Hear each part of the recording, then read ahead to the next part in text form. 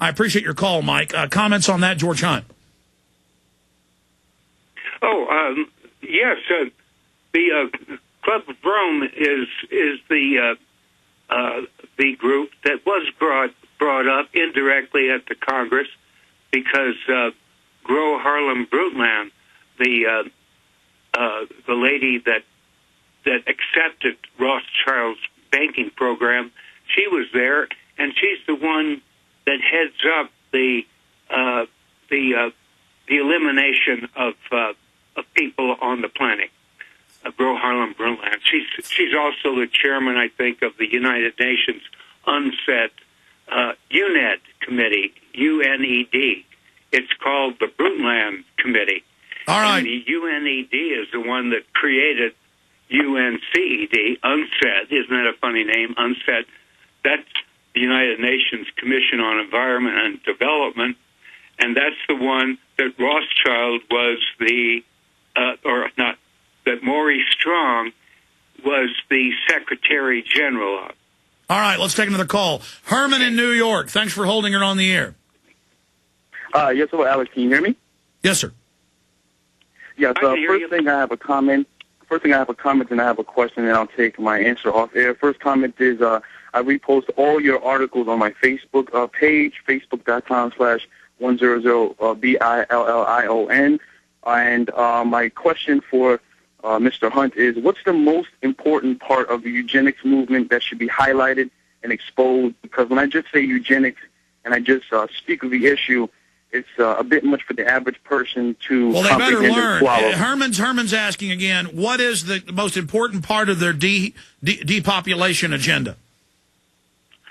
Well, the most important part is to eliminate the people who are destroying the environment. If you look at pictures from the Brundtland report, that's still available, I believe, from the United Nations.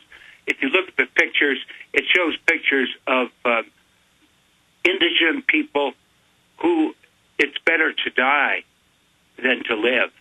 Yeah, they say, oh, their life isn't happy. Oh, isn't suicide good? Isn't euthanasia? We see Newsweek, the case for killing Granny.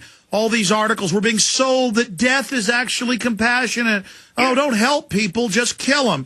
That's right. Thank you, Herman. I appreciate the call. Terry in Ohio. Terry, you're on the air. Yes, Alex. Yes. Hey, I got a question. I'm the pastor, but here's my thing. You've been doing this, and he's talking about it, too, as far as this banking. They're bankers. Well, you've even asked, and you've asked for solutions and things like that, and people are all looking for solutions, and I think I've come up with one. And here it is. If everybody quit paying on their credit cards, because these bankers are going to bankrupt the banks anyway. They're going to take their money out of the banks, and I know this is going to have an effect because 316,000 people have left California. And look at the effect it's having on that. If people in every state just up and just quit paying on their credit cards, just up and stop it, and not pay nothing, then they would start losing their money, and then we can start taking Congress. Well, I'll say this. It's a very complex issue, but yes, the banks would then just get a bailout to themselves of our tax money to pay it.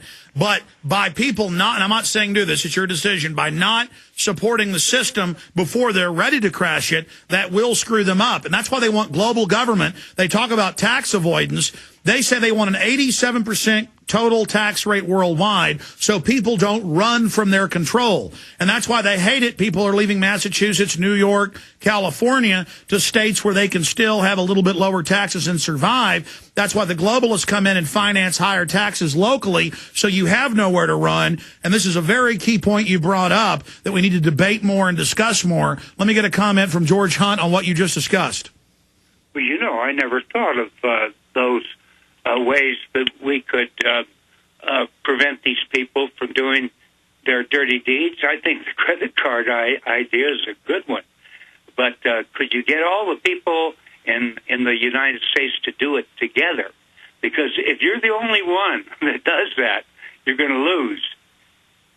Well, also, again, they're putting their cashless thumbprint face scan buying and selling in so that if you're not in good graces with Homeland Security and with the global security network they've set up in Interpol, you won't be allowed to buy and sell even if you have the cash. That's what the cashless society is. You'll still have cash. You've just got an ID to do it. And they've openly announced they want that. I mean, they are coming in to squeeze you. They want to bankrupt you. They want to control you.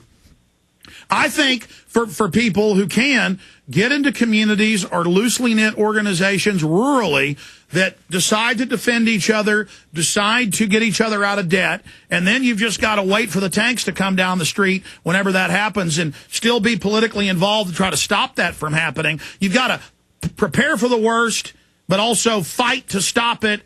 Again, everything's multifaceted. Yeah. So you can't just hide out in the country and wait for them to come, but you've also got to have communities, get to know your neighbors, understand who the enemy is, and say, we're going to stick together. Everything the globalists do is about dividing us so we can't stick together so they can individually come like wolves and rip our guts out. That's what they do overseas, too. They get the Shiites against the Hussites, against the Jebusites, and they get these... They rile the countries up by getting the religions fighting against This has been the most amazing interview ever. We're going to hold you for one more. They don't like you being self-sufficient. They don't like it when you got a four-wheel drive, a shotgun, a rifle. You know how to run a trot line, know how to grow tomatoes and homemade wine. They want you under their control. Animal ID, premises ID is all UN. They're taking over your local communities. They're putting fake environmentalists in to run your life. These are the equivalent of Soviet commissars. You've got to stand up against them. Crank up Hank Williams Jr. I'm not done with him. I want people to hear this part. They don't like the country boys, whether you're black, white, old, young. They don't like the fact that you're self-sufficient. They don't like the fact that they can't make you run, that they can't starve you out, that they can't control your life. And this is the key to defeating them, is being self-sufficient and getting out of debt and getting our republic back. Here it is. Because you can't starve us out and you can't make us run. Because when them old boys raised on shotguns, we say grace. They don't have our guns. They don't have our farms like they do the Australians. They haven't gotten up to that point yet. We're going to stop them here cold. We're going to stop the New World Order right here. Look in the mirror. You're the resistance to it. We're going to have George Hunt back on in the near future. I really appreciate him spending so much time with us today. He's now known as the UN whistleblower online. Really devastated the enemy. 20-plus years, and it's really coming to fruit now. Let's go to Carl in Texas. Carl, you're on the air. Go ahead.